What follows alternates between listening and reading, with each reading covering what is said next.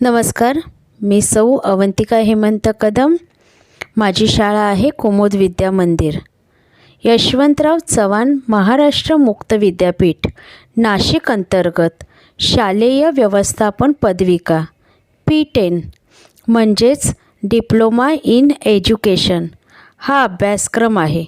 त्यातील 113 म्हणजेच 113 शैक्षणिक व्यवस्थापन या विषयाची माहिती पाहूया. वर्ग व्यवस्थापन ही अलीकडे एक महत्त्वाची समस्या झालेली आहे. वाढत्या विद्यार्थी संख्येमुळे यात भर पडली आहे. वर्ग व्यवस्थापन ही केवळ शिक्षकाची वैयक्तिक जबाबदारी आहे असे मुख्याध्यापक मानतात व तटस्थता दाखवितात. मुळात कितीतरी अडचणी या वाढती विद्यार्थी संख्या व मर्यादित भौतिक सुविधा यातून निर्माण झालेल्या आहेत. अशा अनेक बाबींची दखल घेऊन मुख्याध्यापकांना वर्ग व्यवस्थापनाचा प्रश्न हाताळावा लागतो. आमच्या मुलाला फळाबरोबर दिसत नाही, तो चमकतो.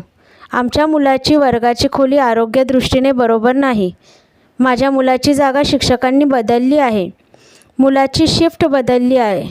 आदी तक्रारी काही वेळा तर फोनवरूनही येतात आणि यापैकी कित्येक तक्रारींकडे मुख्याध्यापकांनी कानाडोळा करणे हे सोपे तंत्र असले तरी मूळ प्रश्न त्यातून कधीच सुटणार नाहीत.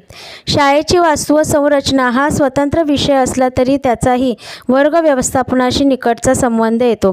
व्यवस्थापनाने शाळेची इमारत उपलब्ध करून दिलेली आहे आणि त्यात वर्गखोल्यांची रचना, आकार, उजेड, वारा, स्वच्छतागृह, पिण्याच्या व वापराच्या पाण्याची व्यवस्था, वीज पुरवठा याची व विविध विषय कक्षांची व क्रीडांगणांची किमान तरतूद आहे असे गृहीत धरून आपण प्रस्तुत विषयाचा विचार करूया. विद्यार्थ्यांची वाढती संख्या व अपुरी वर्गखोल्यांची संख्या यामुळे सत्र पद्धती ही गृहीत धरली पाहिजे. वरील मुद्दा लक्षात घेतला की सामान्यपणे खालील बाबींचा वर्ग व्यवस्थापनामध्ये समावेश करावा लागेल.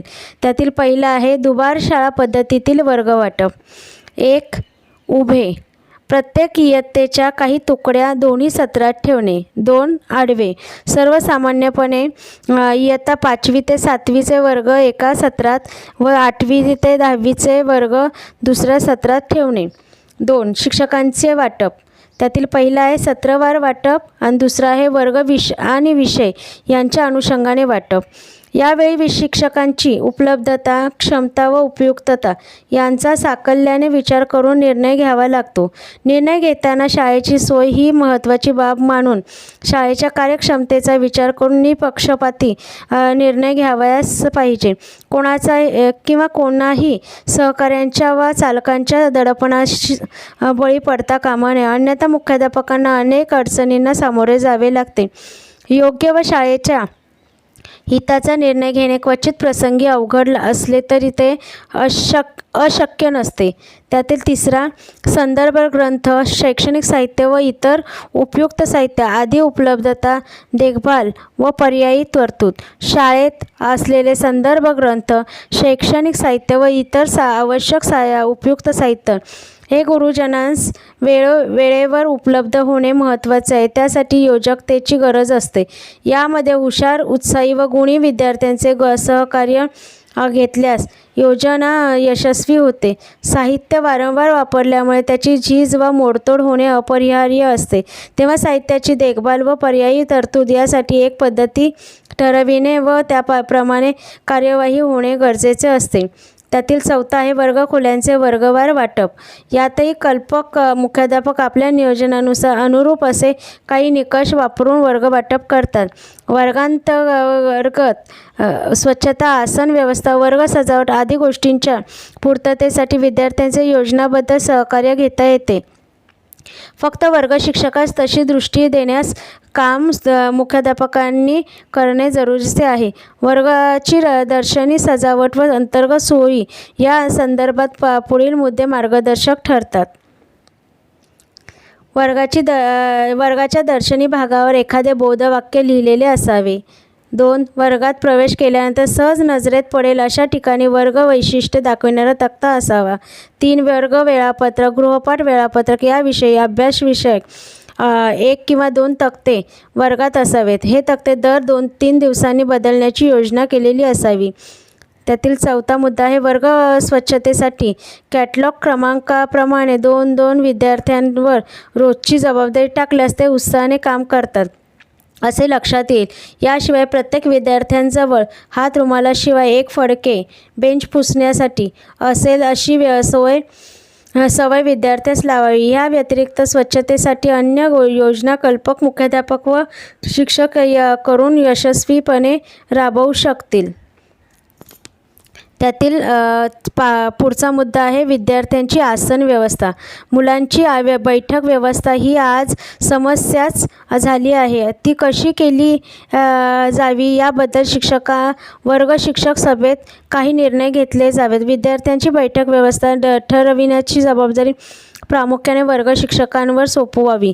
मुलांच्या उंचीनुसार बैठक व्यवस्था करण्याचा प्रघात असतो. तथापि धडधाकट उंचीने अधिक अशा विद्यार्थ्यांना शेवटच्या रांगेत बसण्याची पाळी येते. संशोधनातून असे दिसून आले आहे की वर्गातील काही क्षेत्रातील विद्यार्थ्यांकडे शिक्षक अधिक लक्ष देतात तर काही भागातील विद्यार्थ्यांकडे दुर्लक्ष करतात. ज्या क्षेत्रात शिक्षकांकडून अधिक लक्ष दिले जाते त्यास वर्गातील क्रियाशील क्षेत्रे असे मानतात. हे क्रियाशील क्षेत्र पुढे आकृतीत दाखविलेले आहे. इथे आकृती दाखवलेली आहे. आपल्या क्रियाशील क्षेत्र म्हणून जे विद्यार्थी येतात ते आकृतीनुसार दाखवलेले आहे. विद्यार्थ्यांची शारीरिक उंची या घटकांबरोबर शिस्तीला बाधा आणणारे विद्यार्थी किंवा विद्यार्थी गट यांचाही बैठक व्यवस्थेत वेळी विचार केला पाहिजे. वर्ग व्यवस्थापनाची समस्या निर्माण करणारे विद्यार्थी क्रियाशील क्षेत्रातच असतील असे बैठक व्यवस्थेत पाहिले पाहिजे. वर्ग अध्यापनात शिस्तीला बाधा आणणारे विद्यार्थी गट ओळखता येऊ शकतात. काही विशिष्ट शिक्षकांबाबतीत वर्ग व्यवस्थापनाची समस्या निर्माण करतात. काही शिक्षकांना वर्ग व्यवस्थापनाची समस्या मुळीच जाणवत नाही तर काही शिक्षकांना ती मोठ्या प्रमाणात जाणवते.